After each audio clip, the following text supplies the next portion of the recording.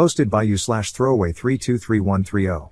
I, 32M, dated my ex-girlfriend, 33F, for about 4 years. My family is from Nigeria, and I am very proud of my culture. My ex-girlfriend is white. I grew up in Australia, but I have close ties to my roots. Originally, race was not an issue when we first started dating, but as we got more and more serious, I felt like she wasn't willing or didn't really understand how important my family and culture are to me. My sister-in-law was always close with my mother despite the cultural barrier and always seemed happy to come to family events and spend time with us, treating me like her own brother. She's even been learning how to cook some of our traditional foods from my mother, which made my mom really happy. My brother has also been learning to cook North Indian-style curries and other dishes. My sister-in-law isn't conservative or anything, but culture is important to her and my brother, and as I get older, it feels important to me too. The final straw that spurred me into action occurred at my brother's wedding. My sister-in-law is Indian, and she is also fiercely proud of her culture. They have always talked about how mixed-race kids often grow up culture neutral, whereas they wanted their kids to have the best of both worlds. I noticed that my ex-girlfriend was never that into my culture, never really spent time with my family, and didn't enjoy coming to family functions. She often questioned some of our cultural practices in a quizzical way, and I could tell that she found them a bit silly. She even made comments about immigrants not making the effort to assimilate, her words. Anyway, my brother and sister-in-law had an amazing Indian/Nigerian fusion wedding. In her culture, white is the color of widows, and black is the color for funerals, so they specifically stated in the dress code to wear vibrant colors, no black or white. My ex-girlfriend mostly only wears black. It didn't usually bother me, but on the day of the wedding, she wore a black dress. I had asked her not to wear black because it was specifically stated on the invite, but she insisted that my sister-in-law was being a bridezilla and that she didn't have to accommodate. At the wedding, my ex-girlfriend was the only person wearing black. My sister-in-law took one look at her and asked if she was going to a funeral after the wedding. My ex-girlfriend was very embarrassed and claimed she didn't have any other dresses, but then my cousin offered, "Oh, why didn't you tell us? You could have borrowed one of mine, we're the same size." My sister-in-law didn't say anything else, as she was busy with the wedding, but my ex-girlfriend was fuming the entire time. To make matters worse, she said a few other people asked her why she was wearing black. I didn't witness anyone asking, but it's possible they did. After the wedding, she was angry with me for not backing her up. I reminded her that I had specifically asked her not to wear black and that she had plenty of time to buy a different dress if needed. She argued that she had the right to wear what she wanted and that it was unreasonable to dictate a dress code since she wasn't from their culture. The argument escalated, and finally, in the heat of the moment, I broke up with her. It's been a few days, and she's been blowing up my phone, alternating between begging me for another chance and being angry that I didn't support her. I feel that, given how well my sister-in-law interacts with my family even though she's from a different culture and how respectful she is, I want a partner who values my family and culture similarly. To me, a wedding is about families, not just individuals, and I don't want to risk losing my relationship with my family over my girlfriend or wife. I need some perspective. Did I do the right thing, or should I have backed up my ex-girlfriend? Update 6 days later. I spoke to my brother and sister-in-law about it because they had noticed that I seemed down and didn't talk about my ex at all. They convinced me to talk to her, as they thought what she did was very disrespectful. They said that her kind of white didn't understand family or culture, and I had invested 4 years of my life with her. My brother and sister-in-law also told me that I owed it to myself to get some closure, and I agreed. I spoke to her a few days ago because of how abruptly the relationship ended. It did not go well. We met and had coffee in a park.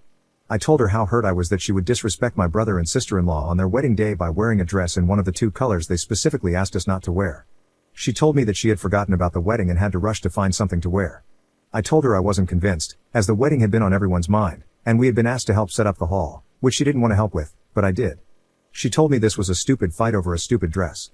I didn't feel that way. To me, it was about her not respecting our culture. That's when she got annoyed and told me that culture is a man-made thing and that we were in Australia now. I told her that my heritage was always going to be important to me and to my future children, and that I couldn't be with someone who didn't feel the same. She then mentioned things like FGM and other practices. None of the women in my family have experienced that, and I told her that culture is a dynamic thing. I explained that my family didn't even believe in those practices and weren't backward like that. I was offended she'd even think so. I pointed out, perhaps wrongly, that all my female relatives, including my mother and cousins, were more educated and successful than her. That's when the conversation started to go downhill rapidly.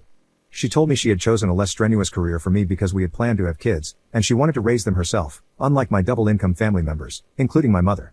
She referred to how my mother sometimes worked weekends, which I had mentioned before. My mother got an education against all odds, and my parents have always encouraged me to educate myself, which I have done. That angered me. I told her angrily that I always respected what my parents had done for us and that she was 28 when she met me, so she didn't choose a less strenuous career because of me. She couldn't blame me for that. She then got upset and said she didn't have much time left to have kids. She asked how I could do this to her, claimed she should have listened to her family about me being untrustworthy, and said she had wasted the best years of her life on me.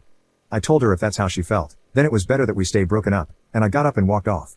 Yesterday, I received nasty Facebook messages from various family members, calling me everything from the N-word to claiming my ex was lucky she didn't get AIDS from me. I blocked all of them. I told my family about it, and they were furious. I'm better off without her. It's a good thing we didn't live together, even though we had belongings at both our houses. Her family was a bit conservative like that. She has texted me a few times since, apologizing and wanting to talk again, but I only responded to say that I wanted to pick up my stuff and that I had boxed hers up, so we should meet at the park to exchange them. The night before, she kept texting and calling me at midnight, insisting that I come to get my things immediately. I went with my brother, sister-in-law, and cousin, and we exchanged our belongings. Her dad was there and started getting riled up, calling me names and insulting me. My sister-in-law got right up in his face and yelled back, threatening to go to the police and show him the 15 or so messages from his daughter, in which she said she'd destroy my stuff if I didn't come to get it. My sister-in-law also said she was willing to post all the nasty messages her family had sent me to their workplaces. My ex then begged her dad to calm down, and he walked off. I refused to go inside the house and told my ex to just get my stuff. It turned out she hadn't packed it up, so my sister-in-law suggested that we drop her things off at a mutual friend's house and give my ex a week to do the same. I called around to find a friend, and my ex agreed to the arrangement at the time. Today, my ex messaged me again, apologizing and saying she hadn't expected my family members to turn up, and she had wanted to talk.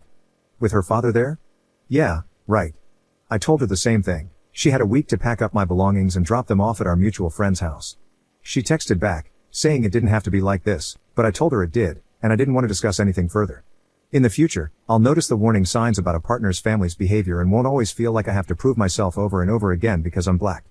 I won't put up with Nigerian scam jokes or being affectionately called Blackie just to avoid making a fuss or being seen as overly sensitive. It wasn't until I spoke to my brother, and to a lesser extent my sister-in-law, after this whole ordeal that I realized how abnormal this was. Anyway, I've dropped her stuff off and I'm just hoping I get my things back from her place. The most expensive item is a tablet, but if I don't get it back, it'll just be an expensive lesson.